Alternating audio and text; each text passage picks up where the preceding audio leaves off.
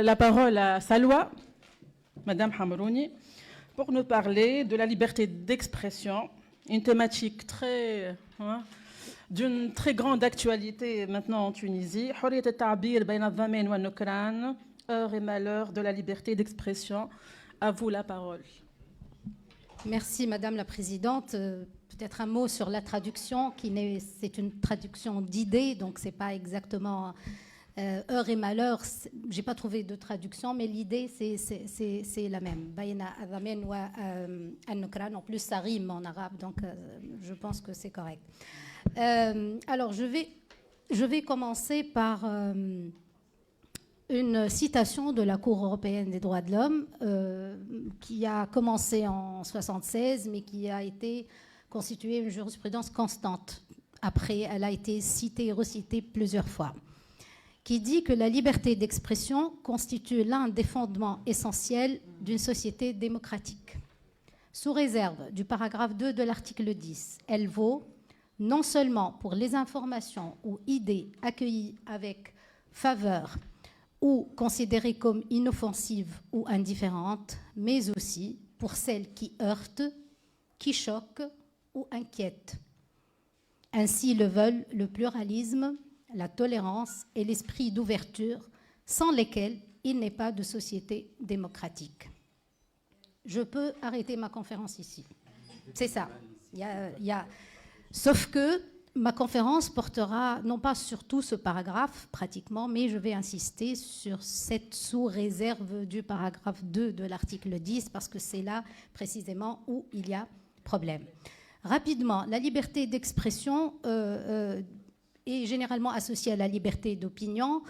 Elle fait partie des libertés intellectuelles et elle comprend essentiellement deux aspects. D'abord, le droit d'avoir un jugement, quel qu'il soit, c'est un jugement personnel sur tout ce qui nous interpelle, phénomènes, faits, idées, ainsi de suite, et la liberté de communiquer, d'extérioriser et de partager cette idée ou ce jugement, quel qu'il soit.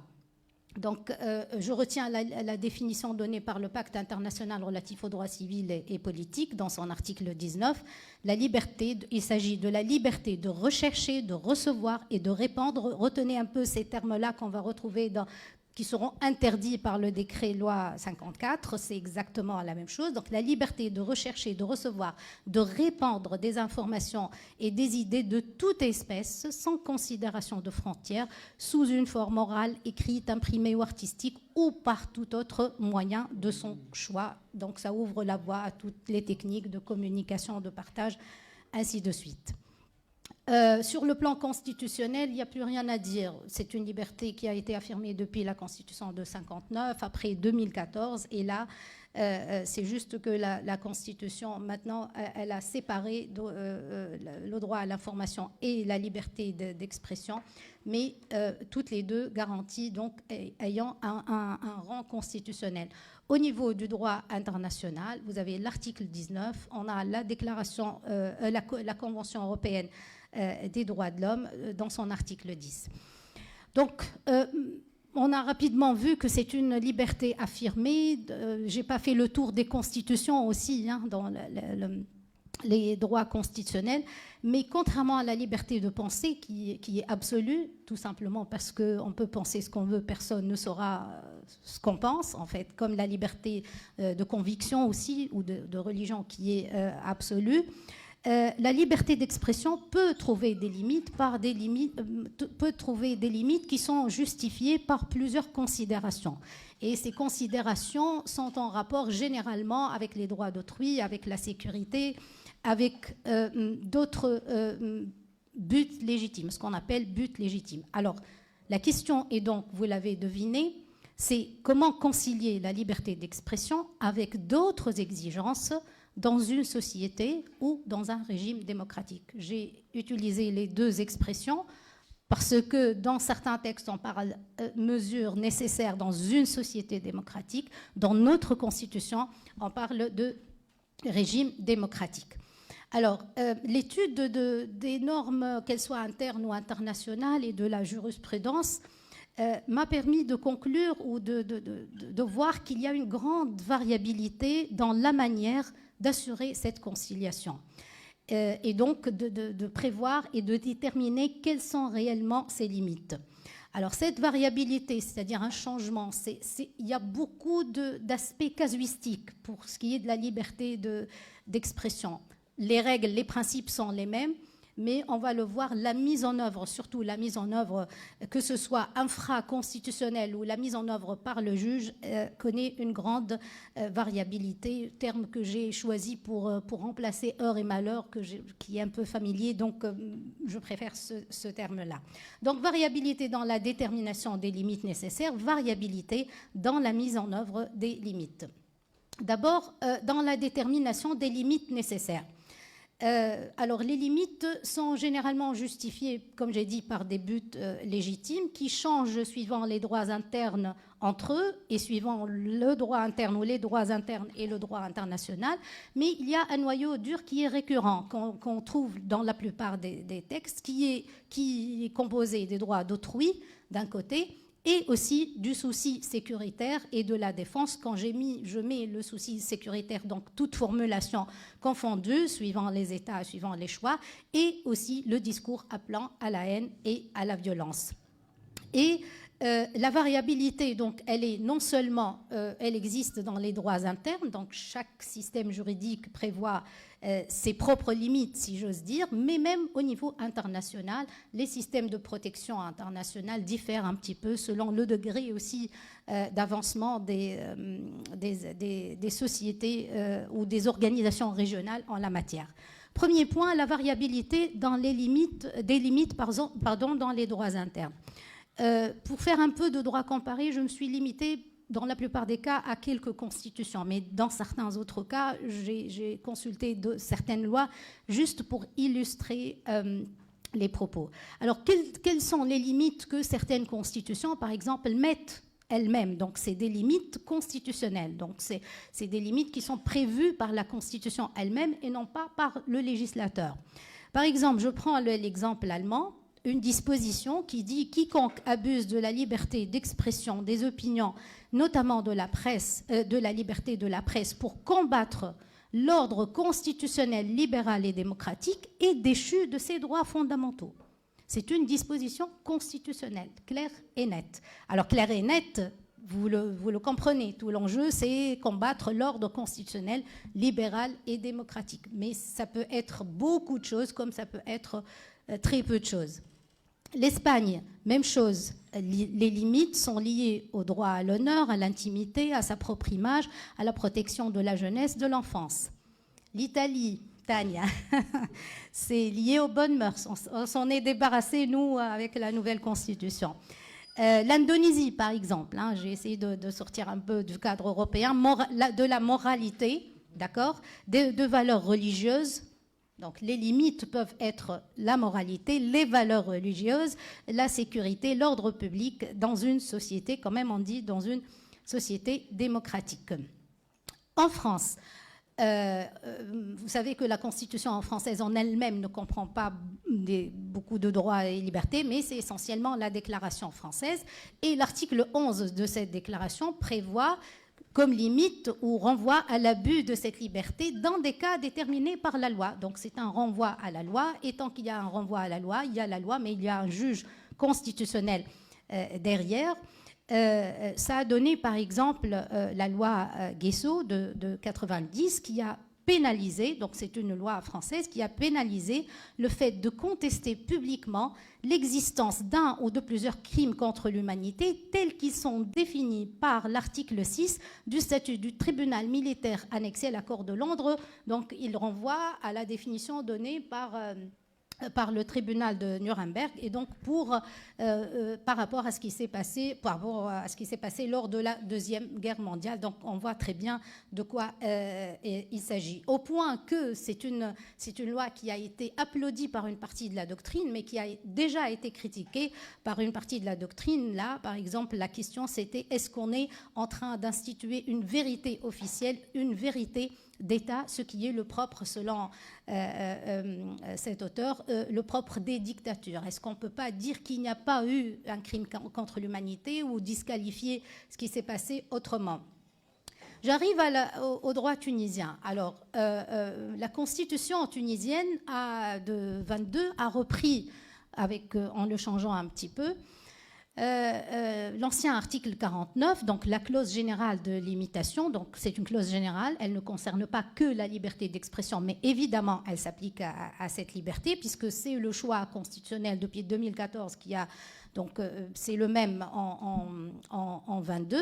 Et donc, il y a l'exigence de la loi et les limites sont les droits d'autrui, l'impératif de la sûreté publique, défense nationale, santé publique. Et il y a cette exigence de respecter la substance du droit et il y a évidemment la règle de la proportionnalité ou le principe de la proportionnalité. Je n'ai pas beaucoup de temps pour m'arrêter là-dessus. D'abord, il y a la réserve de loi, ça c'est évident, c'est déjà dans l'article 75 de la Constitution. Tout ce qui concerne les droits humains, ça relève du domaine de la loi. Et la proportionnalité qui suppose d'abord mesurer l'adéquation ou vérifier l'adéquation. Est-ce que la limite ou la mesure permet d'arriver au but voulu? Première chose. La nécessité, c'est-à-dire est-ce qu'il n'y avait pas un autre moyen moins contraignant pour la liberté que j'aurais pu poser pour arriver au but légitime. Et il y a la proportionnalité au sens strict, c'est-à-dire cette balance ou ce juste milieu. C'est très difficile à garantir parfois entre le respect de la liberté et le but légitime. Alors curieusement, en Tunisie, on a avant les constitutions, 2014-2022, et on a après. Lorsqu'on n'avait pas de constitution, lorsque le principe n'avait pas de rang constitutionnel, même si ça existait en 1959, lorsqu'on était en transition, lorsqu'on n'avait pas de véritables institutions, on a encore le décret-loi 115 qui a repris les standards internationaux en matière de liberté d'expression. Donc l'affirmation du principe et même les limitations, on parle d'intérêt légitime, on parle des droits à dignité d'autrui et de l'ordre public. Donc il a repris à peu près le pacte des droits civils et il y a le principe de nécessité et de proportionnalité. Donc ça, c'est le décret. C'est vrai qu'il s'applique à un domaine particulier qui concerne donc la liberté de la presse, ce qui constitue un lot très important de la liberté d'expression. Alors curieusement, lorsqu'on a eu deux constitutions successives qui toutes les deux affirment la liberté d'expression, qui toutes les deux comprennent une clause générale de limitation avec des critères qui sont là, le domaine de la loi, c'est clair, ça veut dire que c'est le législateur, la proportionnalité, c'est clair, ainsi de suite. Alors, qu'est-ce qu'on a eu? On a un décret-loi 54 qui est surprenant, pour le moins qu'on puisse dire, déjà au niveau de la forme, lorsque je lis dans le décret-loi, la base juridique d'un décret-loi, c'est le décret présidentiel numéro 117 du 22 septembre 2021. Et là, j'ai intitulé ça, ou j'ai mis ça, c'est la pyramide inversée. C'est-à-dire n'importe quel étudiant en première année droit saura déjà qu'il y a un problème, qu'il y a une aberration dans tout ce qu'on connaît, dans tout ce qu'on a appris en rapport avec la normativité et en rapport à la validité d'une règle juridique. Mais il n'y a pas que ça. Donc, elle a déjà au niveau de la forme. Quant au contenu, je pense, l'article est trop long, franchement, je ne vais pas le lire, mais ce que vous voyez devant vous, je vous ai dit tout à l'heure quand j'ai défini la liberté d'expression, de retenir, ça implique loi, répandre, partager, ainsi de suite. Alors, Houni, il faut rappeler que c'est un décret-loi dont l'objet, ce n'est pas du tout la liberté d'expression, c'est la cybercriminalité, c'est pour lutter contre la cybercriminalité. Alors, qu'est-ce qui est pénalisé et interdit avec des peines lourdes privatives de liberté? C'est produire, répandre, diffuser, envoyer, rédiger de fausses nouvelles ou de fausses données, des rumeurs, des documents faux ou falsifiés ou faussement attribués à autrui dans le but de porter atteinte aux droits d'autrui, de préjudice à la sûreté publique ou à la défense nationale ou de semer la terreur parmi la population. On vient de lire l'article 55 de la Constitution, semer la terreur parmi la population.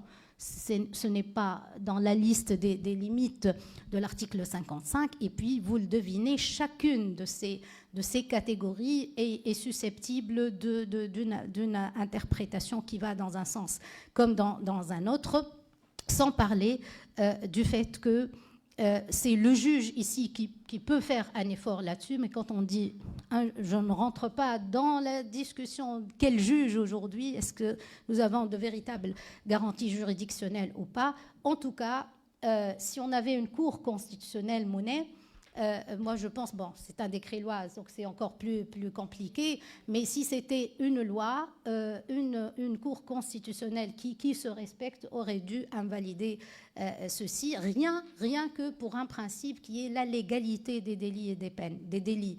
Parce que la légalité des délits, ça suppose que je règle mon comportement sur ce qui est clairement interdit ou clairement permis. Donc on voit que sur un plan infra-constitutionnel, les choses ne vont pas du tout dans le même sens. Deuxième point, la variabilité des limites en droit international aussi. Il n'y a pas que les droits internes qui s'écartent les uns des autres. Alors, dans le pacte où la Tunisie est partie, donc la Tunisie a ratifié le pacte, la limitation, c'est en rapport avec le respect des droits à la réputation d'autrui et la sauvegarde, la sécurité nationale, l'ordre public, la santé ou la moralité. Mais nous avons un article 20 qui est séparé, qui interdit toute propagande en faveur de la guerre, tout appel à la haine nationale, raciale ou religieuse qui constitue une incitation à la discrimination. La Convention européenne des droits de l'homme, elle a une liste encore plus longue. Et c'est important de regarder cet article 10.2 parce que c'est cet article-là qui est utilisé par le juge européen pour limiter les droits et libertés. Et ce que je vais vous dire après par rapport à la jurisprudence ou aux garanties jurisprudentielles va encore vous montrer que, en fait, le texte peut être conservateur. Il peut ne pas être bon, en fait. Mais lorsqu'il atterrit entre les mains d'un juge croyant en la liberté, défenseur de la liberté. Et c'est la fonction du juge. Le juge ne peut, s'il a à choisir entre défendre la liberté et la restriction de la liberté, le juge est le protecteur naturel des libertés. Donc, c'est un article où il y a beaucoup de limitations, à part un autre article auquel je reviendrai tout à l'heure, que la Cour européenne utilise rarement, mais lorsqu'elle a vraiment envie de sanctionner une liberté, c'est la théorie de l'abus de droit. Donc, lorsqu'une personne utilise un droit de manière abusive pour porter atteinte aux droits d'autres personnes. Donc, pour ce qui est... je m'arrête? D'accord. Je passe. Donc, la variabilité des limites, je passe sur les autres. La charte arabe, charte africaine, il n'y a rien, elle renvoie à la loi. Convention américaine, elle permet même la censure pour la protection morale des enfants et des adolescents et elle interdit la propagande en faveur de la guerre. Alors j'arrive au plus important, Erbel, la variabilité dans la mise en œuvre des limites de la liberté d'expression. Je vais commencer par les juges internes. Alors, quand je dis variabilité des limites, c'est-à-dire le juge interne à l'intérieur d'un seul pays, il peut aller dans un sens libéral parfois et dans un sens conservateur d'autres fois. Quelques exemples. Alors, aux États-Unis, on peut brûler la bannière, on peut brûler les papiers militaires pour contester contre la guerre. C'est validé par la Cour suprême. En Suisse, on peut bloquer le trafic pour protester contre la guerre. On peut faire un bouclier humain pour entraver l'accès à une exposition d'armes. C'est permis. Par contre, en Suisse aussi, le tribunal fédéral confirme que la condamnation d'une personne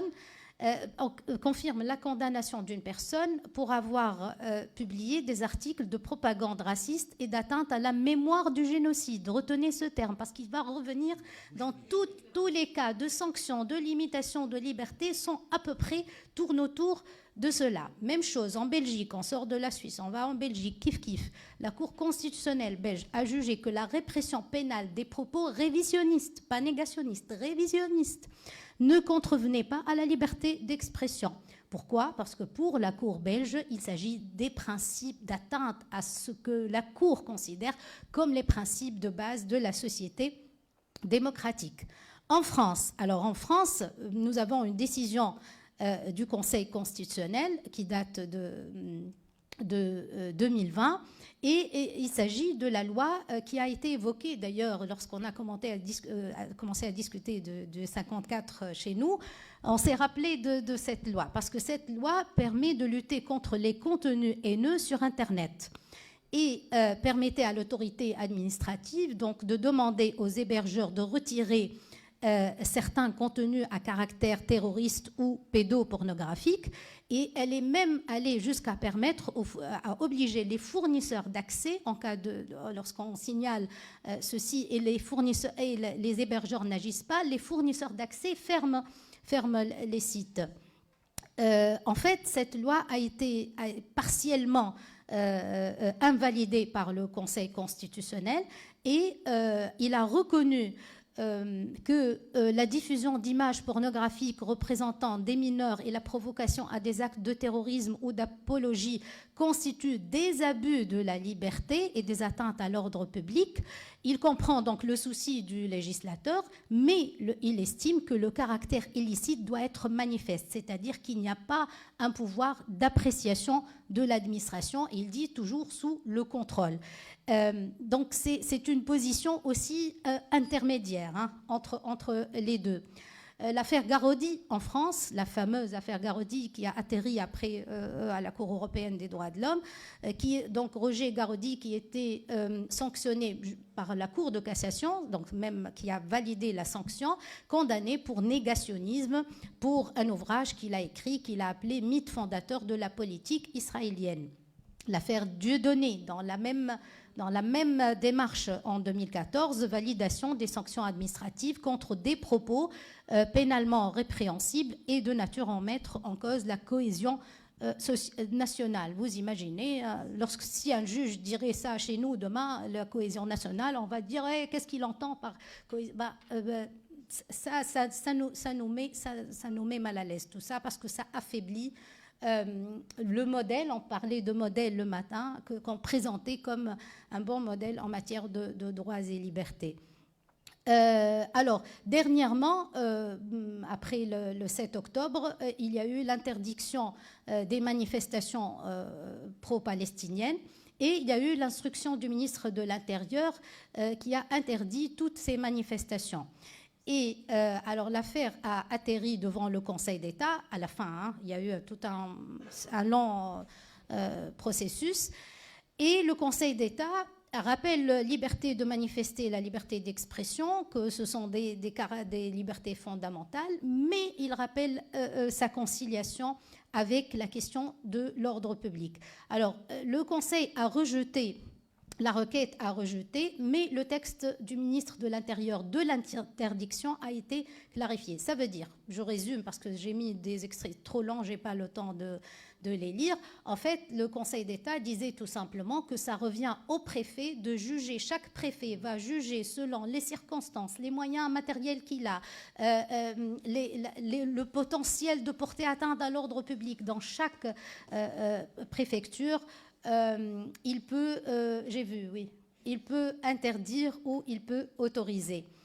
Alors, je passe rapidement. Vous connaissez tous les cas pour ce qui est de la Tunisie, l'application de la loi pénale au lieu du décret 115 aux journalistes. Depuis 2013, vous avez 2012, plein d'affaires Hakim Ranmi, application de l'article 128 du Code pénal. On applique le Code des télécommunications aux journalistes. Là, vous avez une longue liste. Elle est tellement... C'est trop petit parce que j'ai une liste. Mais rappelez-vous l'affaire Nesma, l'affaire Zouéoula, l'affaire Weldel 15, l'affaire Amina, ainsi de suite. Tout ça, ce sont des affaires où il était question de liberté d'expression. Aujourd'hui, encore, c'est dans un autre contexte, mais la pratique, c'est la même. Procès de journalistes essentiellement. Vous avez devant vous tous les noms que vous connaissez qui ont été interpellés. Alors, le juge international, il y a trois axes de Zidnitrertin, s'il te plaît.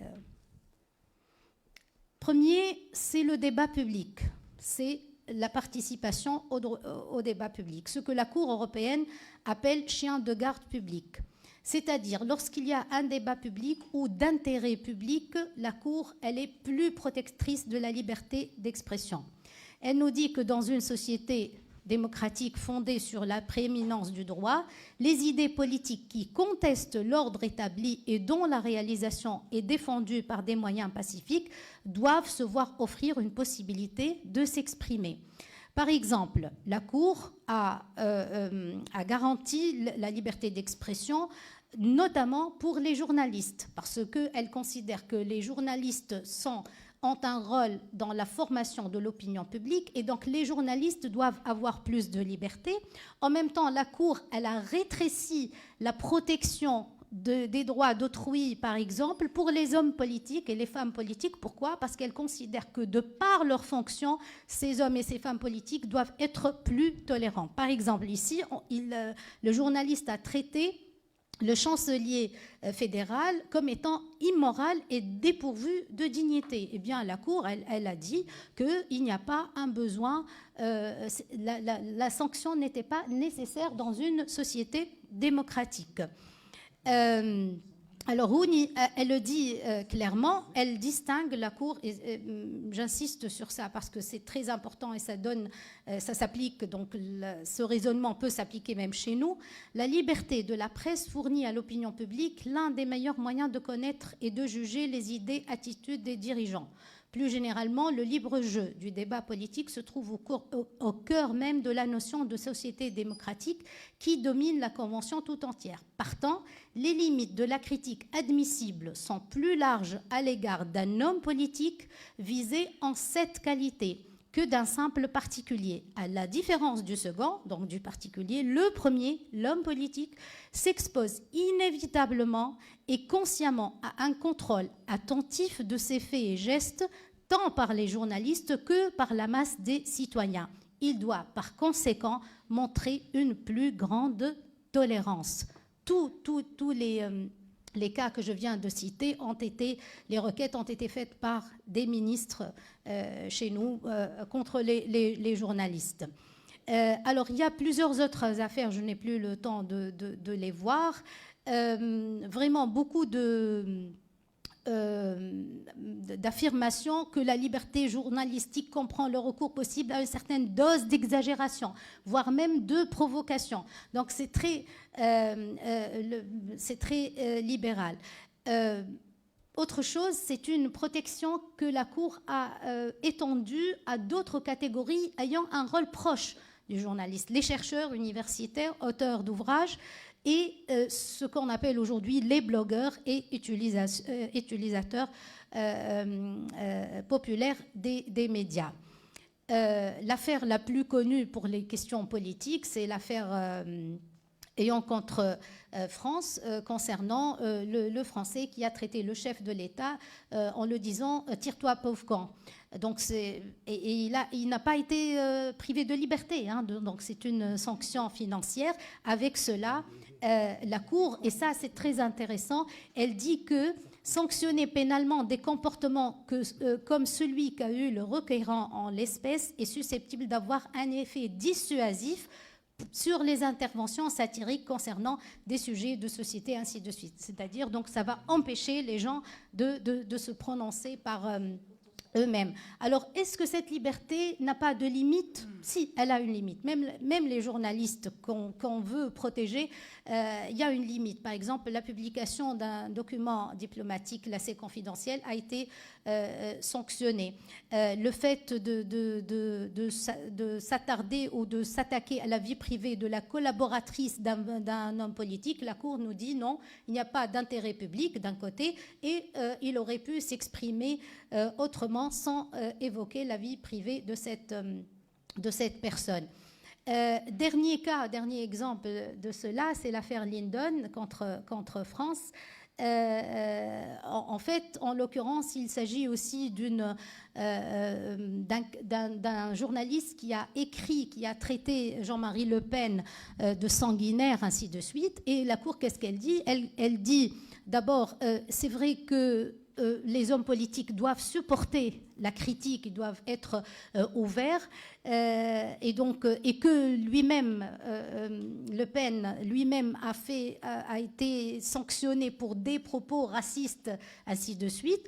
Mais qu'en l'espèce, parce que celui qui a écrit ce livre-là, donc en l'espèce, la Cour d'appel a procédé à une appréciation raisonnable des faits en retenant qu'assimiler un individu, fût-il un homme politique, à un chef de bande de tueurs, affirmer que l'assassinat perpétré par un personnage, même de fiction, parce qu'il a écrit un ouvrage le montrant qu'il a assassiné un arabe, en fait, dans la région, a été recommandé par lui et le qualifié de vampire qui se nourrit de l'aigreur et des électeurs, mais aussi de leur sang, outrepasse les limites admises en la matière.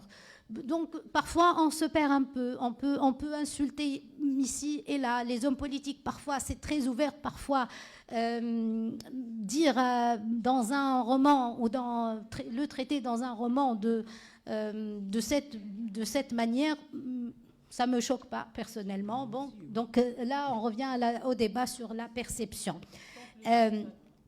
Brabbi, هذوما deux exemples sont très importants. Brabbi. Non. C'est Kamal, ça y est, Kamal. Alors, c'est le dernier point, d'accord? La sanction du discours appelant à la haine, la violence ou la discrimination. Dans tous les autres aspects, le droit, la protection internationale est plus élevée, d'accord? Sur la question du discours appelant à la haine, la violence, la discrimination. Deux exemples. Le premier, c'est Affaire Leroy contre France.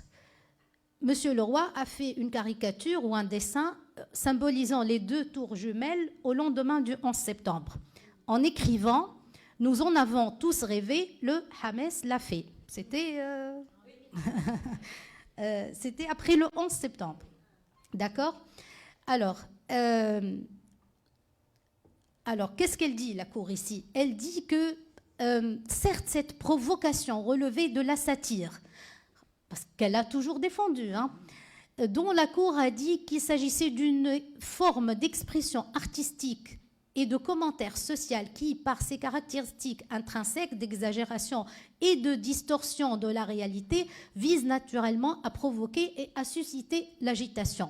Malgré cela, je passe les détails. Qu'est-ce qu'elle dit, la Cour ? Elle dit que dans le contexte du 11 septembre, dire cela le lendemain, et elle a jugé même de l'intention du rédacteur ou du dessinateur en disant qu'en faisant ce dessin et qu'en écrivant cette légende, parce que peut-être s'il n'y avait pas la légende, rien n'aurait pu se passer, elle a dit qu'il semait du camp des agresseurs et donc elle a sanctionné.